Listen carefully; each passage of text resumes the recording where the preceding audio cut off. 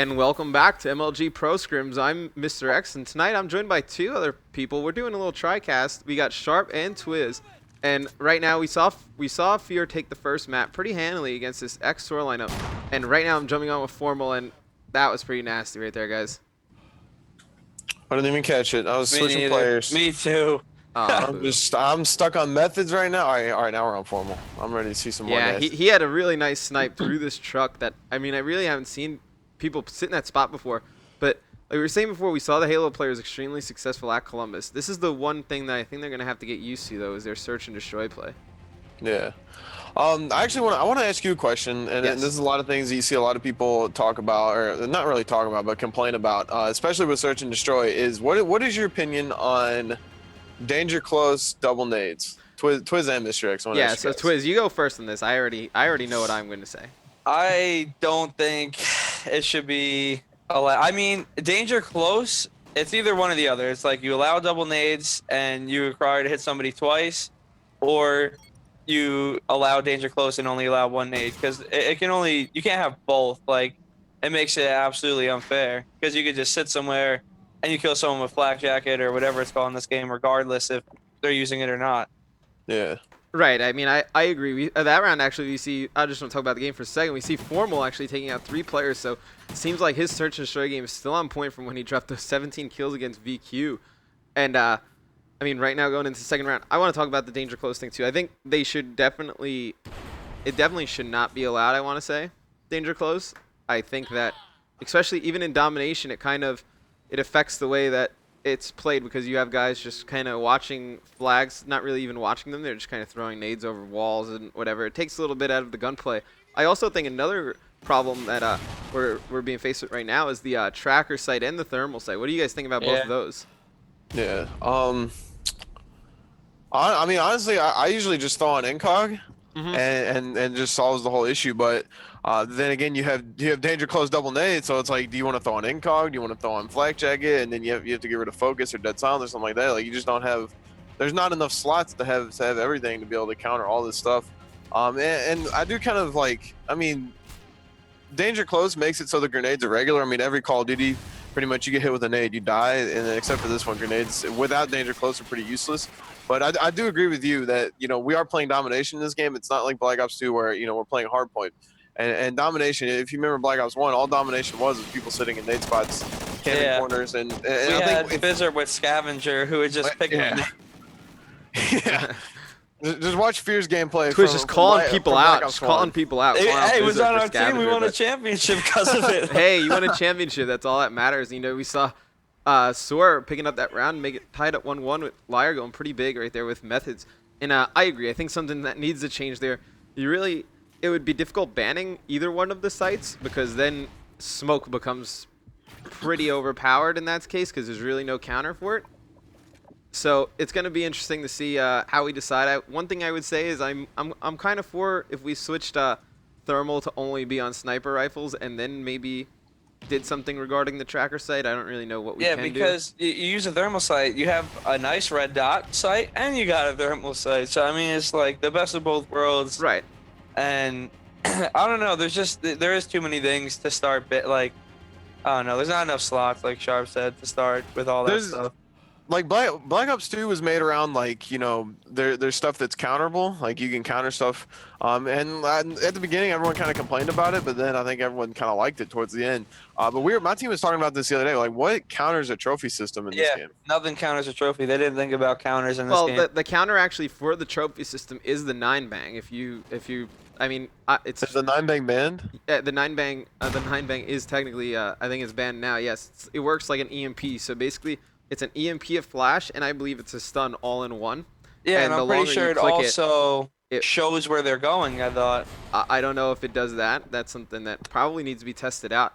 But right now you see FeaR actually taking a 2-1 round lead, and we still have Formal going pretty big on search and destroy, and I really believe it's because of this sniper rifle. And, I mean, he's pretty much one of the best snipers on Halo. And you see right there taking out one of the best snipers on Call of Duty, Heist. And, I mean, this is where I think for FeaR, it was a smart idea picking up a Halo player. I mean, look at the work he's just putting in right now. He has 8 kills. Everyone else's team is eating at the Olive Garden right now. Yeah, they're all munching down breadsticks. I agree. And I just want to keep watching him. yeah, and exciting to see new players come in, especially from other games, and they bring a different mindset. And I think that was one of the things that kind of threw people off guard with Crim coming into Black Ops 2, is that Crim, coming from Halo, he was a COD player for a little bit, came over, and he just trying to change the game a little bit with the way people think and the way people have to just practice in game knowledge in general. All right, so FeaR's gonna go 3-1. Yeah, FeaR's gonna go 3-1. Moho got rid of the breadstick. Heist. Yeah. Needs to pick it up. Needs to get a kill here.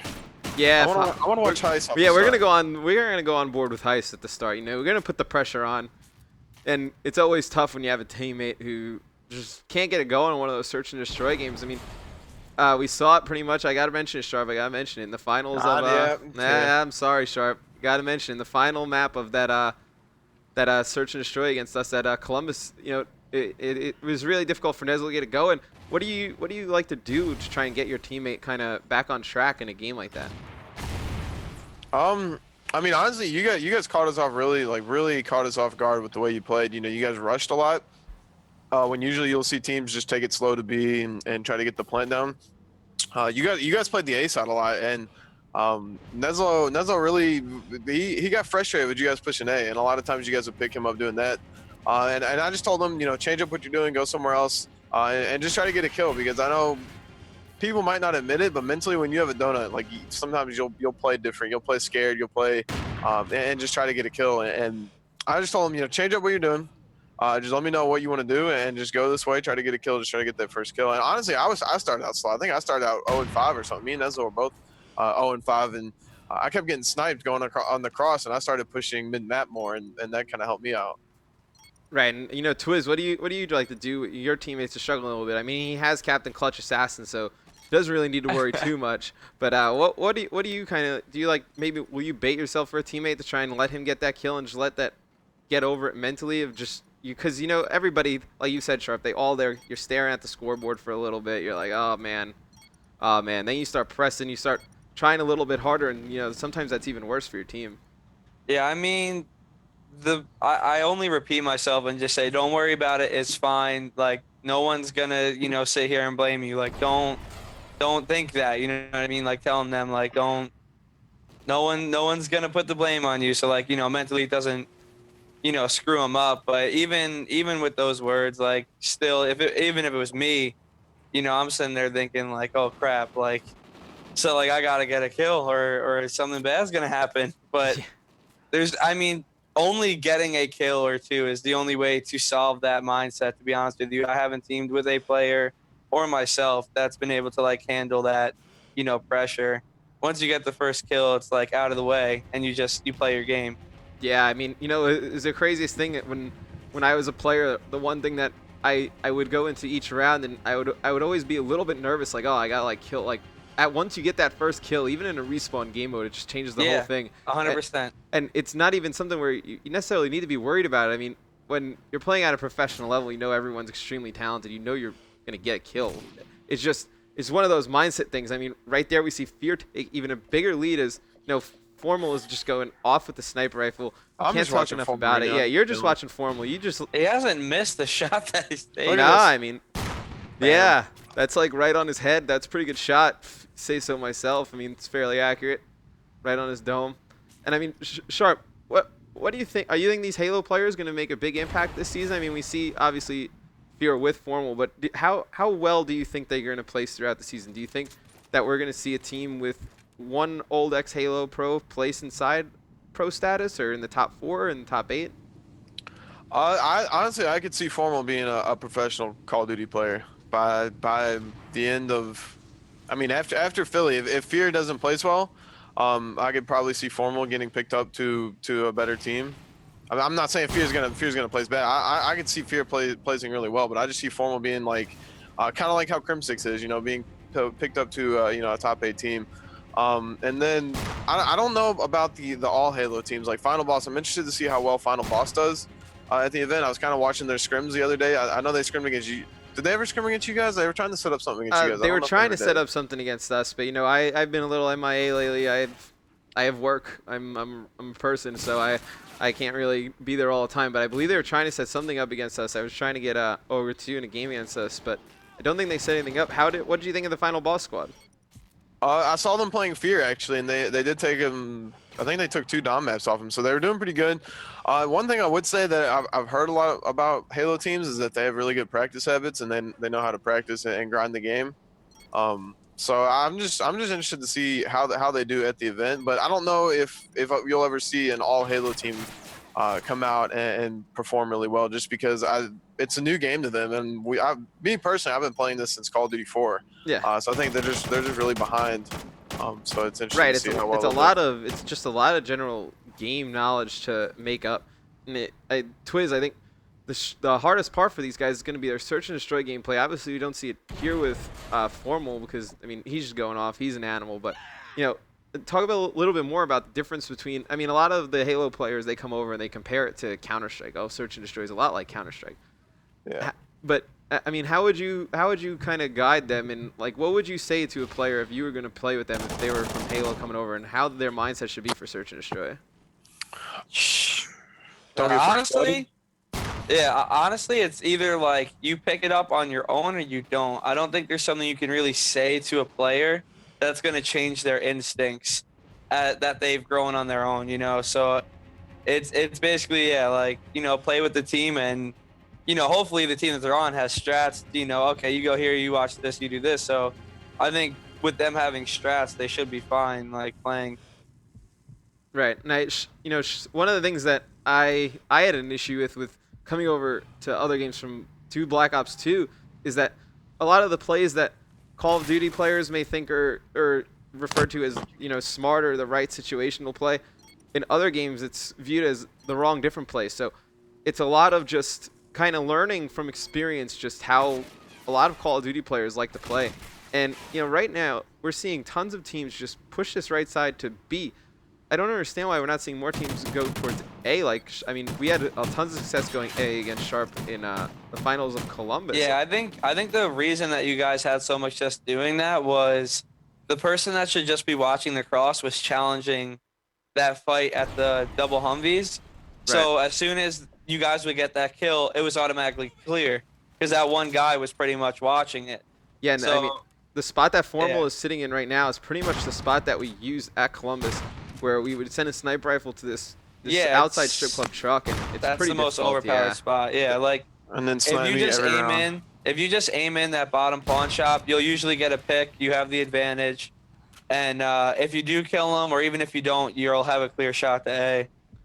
Right, and I mean, there we see 2 kills from Formal this round, and I mean, it's definitely a power position on this map, and I think the more this map just evolves with over time with people just playing this game, I think you're really gonna need to see more aggressive play out of the defensive team, because if you don't, for sure. if you don't smoke that middle, in my opinion, and just kind of push up and gain map control, you're gonna see exactly what FeaR is pretty much doing to this Ex-SoaR team right now. 1 win away from taking this search and destroy on Octane. You're gonna see The one tons of just thing- pushing straight up the middle. Yes. The one thing that I want to talk about was now in all these online tournaments and 2K and 5K series and S&D tournaments, we use 3P, but then we go to a LAN and it's banned. Like, if it's not banned, like if we're not able to banning it in the settings, we should just keep it on, in my opinion.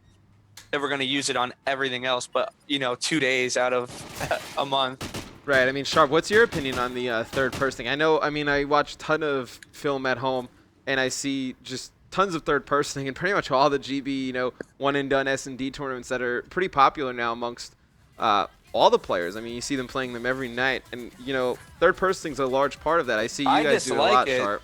I dislike it. I think it ruins, you know, the way search should be played. But if we're gonna use it, you know, in everything else but a tournament, then I don't know.